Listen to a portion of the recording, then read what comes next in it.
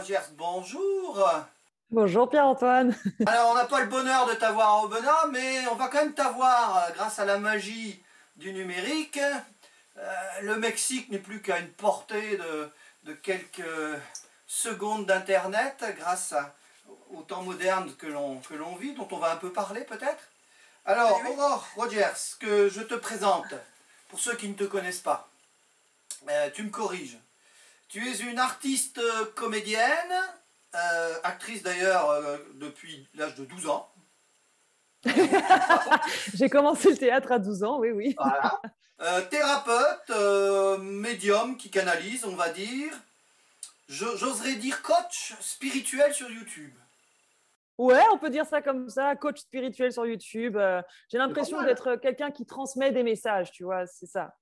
Alors, moi je tiens à te dire que j'ai eu en son temps ce livre-là, que je montre à nos spectateurs et auditeurs. Espoir, c'est ton premier livre. La voie de la réalisation. C'est un livre qui fait partie, non pas de mes livres de chevet, parce que c'est vraiment pas un livre à lire le soir dans son lit. C'est un livre qui fait partie de, je dirais, de ma pratique. D'ailleurs, hier soir, on faisait une méditation, parce que bon, je fais un peu du yoga, de la méditation zen, etc. Et il y a des petites lectures qui aident à rentrer en méditation. Et j'avais lu un extrait tiré de ton livre. Et à chaque fois que je lis un extrait, ça nourrit mon être. Et là, c'est vraiment super. Donc je recommande ce livre. Il sera en vente ce week-end à Aubenas, au Salon du Livre d'Aubenas. Et puis, le deuxième livre, alors, je l'ai eu qu'en numérique. Il va seulement sortir en version papier à la fin de ce mois. Il s'intitule Libre. Et il est très différent du premier. Parce que autant le premier, c'est un livre qu'on ne peut pas lire d'un bout à l'autre. C'est presque inhumain. Mais celui-là, par contre, d'ailleurs, le sous-titre est clair. Maîtriser son pouvoir créateur par la transformation intérieure, guide pratique. Je me suis dit, ouh là là, Aurore Rogers nous sort un guide pratique. Voilà qui va nous changer. Et effectivement, quand on lit le menu, si je puis dire, le pouvoir de la vérité du présent, la voix du cœur par la source. D'ailleurs, je m'étais demandé si on n'aurait pas pu écrire la voix de la source par le cœur. J'y avais pensé, mais j'ai entendu l'inverse. Mais ça revient au même. La source, le cœur, pour moi, c'est la même chose. Mektoub. Revenir dans le corps et le chakra sacré. Alors ça m'a parlé beaucoup. On développera ça dans une autre circonstance. La porte de l'intuition, l'inconscient, le langage de l'âme, l'intégralité, la parole impeccable, le silence et la pause pour intégrer, la croyance en quelque chose de plus grand, la prière, les incantations, la foi profonde, la consécration pour clôturer et retrouver les méditations guidées. Donc visiblement, là, on a un manuel de cuisine intérieure pour pratiquer, mettre en pratique tous les beaux messages qui étaient dans le volume 1. Peut-on dire ça? Oui, on peut le voir comme ça, c'est vrai. Je n'avais pas fait ce lien-là, mais c'est assez juste. En tous les cas, c'est un an d'expérience et d'expérimentation pour ma part. Ce livre, ça a été un mélange entre une guidance reçue avec les exercices pratico-pratiques dont tu parles. Du coup, moi, je les ai expérimentés et après, j'en ai fait aussi un retour parce que moi, c'était des choses que je n'étais pas forcément en train de faire naturellement. Tu vois, cette guidance, elle était effectivement étonnante à mes yeux parce qu'il y a l'aspect, je trouve, pratico-pratique pour qu'on puisse retrouver vraiment son pouvoir intérieur, sa liberté, surtout dans l'époque actuelle où la liberté est assez contrôlée. C'est un moyen un petit peu de dépasser les illusions, je trouve, que ce soit les nôtres, celles du monde, et arriver à vraiment augmenter, on va dire, sa vibration, augmenter son énergie pour pouvoir manifester ce qu'on veut dans la vie. Et tout se passe d'abord en nous. Et j'ai l'impression qu'il y a pas des règles, mais comme je sais pas comment dire, des lois spirituelles, je vais dire ça comme ça, je ne sais pas si c'est le bon mot, euh, qui, qui sont contraires parfois à une certaine logique et qui sont pourtant d'une efficacité extraordinaire. Et moi, j'ai beaucoup pratiqué la loi du vide, le fait de méditer, d'être dans la prise de conscience intérieure et d'être finalement dans très peu d'actions apparentes. Et en changeant tout en moi, ça faisait ensuite en sorte que ça se manifestait dans la matière d'une façon très rapide à un moment donné, parce qu'il y avait tout le cheminement intérieur avant. C'est quelque chose de très éthérique, ce que je raconte dans ce livre. Et en même temps, très pratique. Il y a plusieurs grilles de lecture, de toute façon, toujours. Alors, j'aurais quelques petites questions à te poser. Oui. D'abord une question toute, j'allais dire artificielle. J'ai vu que la couverture de ton livre est faite par toi. Oui. Les deux? Oui. Je fais du pastel sec sans ambition, mais c'est j'allais dire de la couleur intuitive. Et la première couverture, j'étais en plus accompagnée d'êtres célestes assez importants. Je sentais des présences d'archanges, ce qui est assez rare que je le perçois à ce point. Et ils étaient là et je sais pas, je me suis laissée entraîner et en fait c'est devenu la Et couverture. c'est que du pastel ou tu mélanges, tu mets de l'eau avec? Non, non, là celui-là c'est que du pastel sec et je crois que le second, celui-là aussi. Parfois je peux faire des mélanges, mais je suis très D'accord. pastel sec et je m'amuse avec le toucher, la couleur, je me laisse porter et puis ça transmet quelque chose, une émotion. C'est complètement abstrait et sensitif. Bah, super, ça me rappelle la peinture anthroposophique. Chez Ouais. Rudolf Steiner, il y a de la peinture thérapeutique qui est faite avec des mélanges de couleurs. Ça a un effet très actif au niveau psychique. Et sur le coup, en voyant ça, je me dis, tiens, peut-être est-ce cela. Mais non. Donc c'est de la Peut-être ça, mais en peinture. tous les cas, ça a des impacts parce qu'il y a eu des fois où j'ai fait des immersions en groupe et j'avais canalisé des dessins pour chaque personne du groupe. Et je m'étais amusée à les mettre dans la salle sans dire quel dessin était à qui. Et les gens arrivaient et puis en fait, tout le monde a reconnu son propre dessin. J'ai trouvé ça fascinant.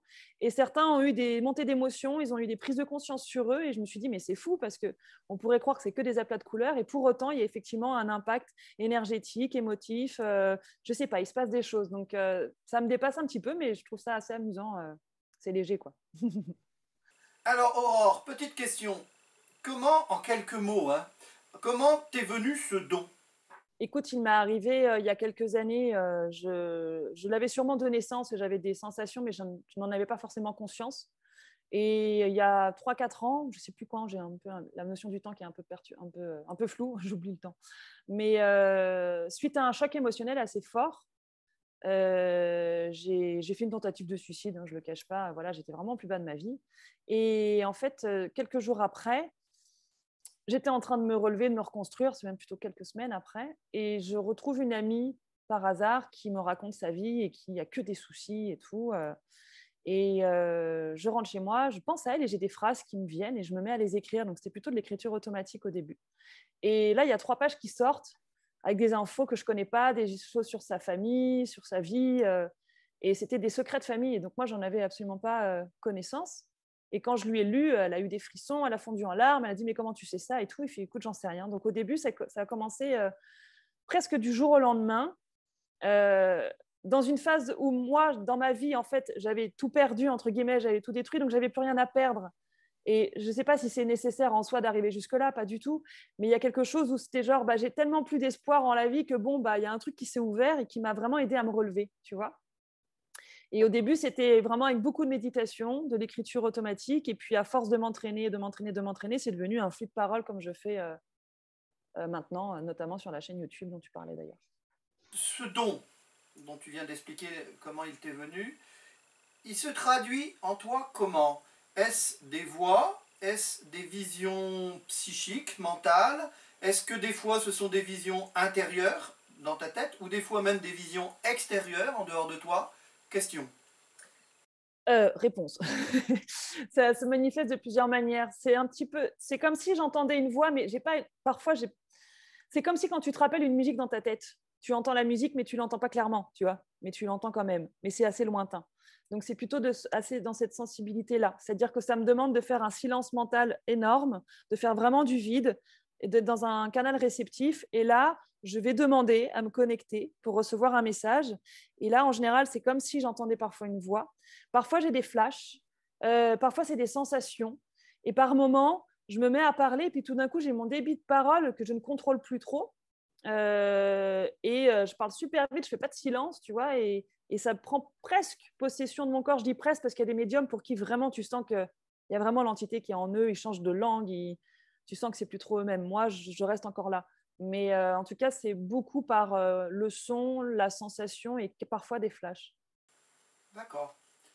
Et alors justement, bon, j'ai une question clé à te poser. Comment on peut tout à chacun, et donc toi, distinguer la voix, on va dire entre guillemets, de la source, de la voix de notre propre mental et de ses élucubrations. Bah, c'est tout un travail. Toute la nuance est très subtile. Pour moi, c'est une vraie posture intérieure. C'est-à-dire que j'ai beaucoup pratiqué la méditation. Moi, c'était mon cheminement qui, moi, m'a aidé. Et je me mets toujours dans une posture de recul en moi. Et c'est comme si, quand je pose une question, presque j'en ai rien à faire de la réponse, tu vois. Et quand j'entends des choses et que la réponse, en fait, souvent me surprend et m'apprend des choses que je ne connais pas, ou c'est parfois la guidance, elle n'est pas du tout le point de vue que j'ai humain. Moi, je suis pas aussi... Enfin, parfois, ça m'apprend plein de choses, je suis étonnée. Et du coup, il y a aussi parfois une expansion dans l'énergie. Et tu te sens porté par quelque chose. Et là, je suis convaincue que ce n'est pas mon ego parce que, c'est des réponses que je ne connais pas. J'aurais jamais eu une intelligence aussi poussée dans la façon dont c'est formulé. Parfois, je suis fascinée. Je me dis, waouh, c'est vachement bien dit, c'est hyper intelligent. Moi, je ne suis pas à ce niveau-là. Et puis, je peux me sentir exaltée. Donc, mais ça me demande en amont de faire une vraie position de je ne veux pas entraver, je me mets dans le recul. Et moi, ça me met dans cette posture de oh, je m'en fous de la réponse, ce qui n'est pas vrai en soi. Mais tu vois, c'est pour vraiment pas prendre position. C'est un travail intérieur. Et d'ailleurs, la formation que j'avais faite de coach m'avait aidé dans les outils que j'avais appris parce qu'il y avait une posture où justement on n'apportait pas les réponses aux coachés qu'on accompagnait. On était là pour reformuler, poser des questions. Et il y avait une posture comme ça. Et cette phase-là de ma vie m'a aidé aussi par rapport à la médiumnité qui est arrivée après. Mais c'est propre à moi, c'est mon parcours. Alors, tu es médium, qui canalise, youtubeuse, qui communique, écrivaine maintenant, puisque 2 livres à ton actif, il y en aura peut-être d'autres derrière, j'espère. Ah oui, j'espère bien. Est-ce que tu fais des stages ou des choses comme ça? J'en ai fait pendant un temps, mais là, pour l'instant, je n'en fais plus. Je me sens pour le moment portée à transmettre des messages un peu plus pour du collectif que faire des immersions comme j'ai fait pendant un temps ou des sessions individuelles comme je faisais avant. Et là, je sais que pour l'année qui vient, j'ai apparemment beaucoup de messages à transmettre et ça va plutôt prendre forme sous forme de conférences en ligne et en présentiel que je vais mettre en place à partir de janvier. Et il faut que je transmette à du collectif. C'est ce que je ressens pour le moment. Et peut-être qu'après, ça changera et je me dis, ah, maintenant, je vais faire des immersions. Voilà, c'est très... Ça peut être changeant, tu vois. Et pour l'instant, je me sens plus... il faut que je porte des messages, voilà, à ceux qui veulent les entendre. Alors, ton éditrice, Christelle Seval, des éditions Atlante, quitte Paris pour s'installer à Joyeuse et au joyau de l'Ardèche qui est Joyeuse. Donc, comment l'as-tu rencontrée? Comment l'as-tu connue? Quelle est Écoute, votre c'était une histoire rencontre magnifique et extraordinaire. D'ailleurs, je l'embrasse très très fort, la chère Christelle que j'adore. Et c'était assez étonnant en fait. Si tu veux, j'ai reçu le manuscrit d'Espoir un été, en l'espace de quelques jours. Tout m'est tombé dessus, j'ai tout écrit, c'était fascinant. Et puis j'avais ce manuscrit qui était là, et puis il fallait bien que je trouve une maison d'édition. Et la guidance me disait, ne t'en inquiète pas, ça va venir à toi. Donc moi, j'étais un peu étonnée, j'ai voulu chercher des maisons d'édition un petit peu, j'ai tâtonné, bref. Et puis, en fait, c'est pendant le confinement, j'ai fait une conférence en ligne où j'ai fait une guidance en direct. Et puis, il y a une personne du public qui pose une question en lien avec un sujet extraterrestre hyper précis. Et moi, je ne connais pas grand-chose sur les extraterrestres, j'ai lu très peu de choses là-dessus. Et je dis ouvertement, là, durant le direct, écoutez, moi, je ne connais rien à ce sujet, mais je vais voir si je capte un message. Et la guidance me fait dire des choses. Et il s'avère que Christelle Seval, elle, était totalement développée sur ce sujet parce qu'elle avait, je crois, si je ne me trompe, édité un livre à ce propos et elle connaissait très bien le sujet. Et quand elle a entendu la réponse que j'ai donnée, qu'elle a trouvée très subtile, très intelligente, qui dévoilait des choses, mais pas trop, parce que c'était un sujet apparemment très touchy, on ne peut pas tout dire au grand public, elle s'est dit, ah ouais, non mais là, elle, c'est une médium, effectivement, elle est juste. Et donc, elle m'a envoyé un mail quelques jours après. Elle a réussi à trouver mon contact. Et elle m'a dit, écoute, voilà, je m'appelle Christelle, j'ai une maison d'édition. Si un jour, tu as un manuscrit, sache que mes portes sont ouvertes. Et moi, ça faisait 1 an que j'avais un manuscrit sous la main et que je ne sentais pas les éditeurs que je rencontrais. Je me disais, c'est pas juste, c'est pas juste. Personne ne l'avait lu. J'arrivais même pas à faire lire le manuscrit à des amis. J'avais une sorte de protection divine qui disait, je ne sais pas, ça ne doit pas être lu. Et là, je ressens des frissons et j'entends, c'est bon, tu peux lui remettre le manuscrit. Et là, c'était magique. Donc, je l'appelle et je lui dis, bah, écoute, le manuscrit est là, enchanté, voyons-nous. Et ensuite, ça a été une rencontre en plus amicale, un vrai coup de cœur, on s'adore. Et voilà, c'est une rencontre magique avec Christelle. C'est majestueux de joie, d'amour et joyeuse lui va très bien. Et donc tu viendras en Ardèche un jour? Ah bah évidemment, évidemment. Bah écoute, on t'accueillera à bras ouverts, à Joyeuse ou au Benard, pour Avec grand organiser cette conférence que du coup on n'aura pas pu faire avec toi. Dans le contexte sanitaire, de toute façon, c'était plombé. On va attendre des jours meilleurs. Et puis on se fera un plaisir de t'accueillir pour communiquer avec toi. Je peux te dire que la salle sera remplie, hein, parce que il y a 1 an et demi, j'avais au Cheylard participé à une réunion où il y avait beaucoup de monde. Et j'avais juste donné l'info que tu devais venir pour le salon de l'année dernière, qui a été annulé. Et une flopée de personnes étaient venues me voir. Ah, elle vient, ah super, donnez-nous l'info. Donc je pense qu'il y aura du monde. Voilà, en Ardèche, tu es attendu et apparemment bien aimé. On va organiser ça avec plaisir. Merci Aurore pour tout. Et puis donc je recommande à tout le monde ce livre, Espoir. Et puis le suivant qui va venir, Libre. Voilà, un beau programme. En e-book, hein. Il est déjà accessible. Il est déjà accessible en e-book. Merci Aurore. Allez, à bientôt. Merci à toi. Ciao, À ciao. bientôt. Merci beaucoup.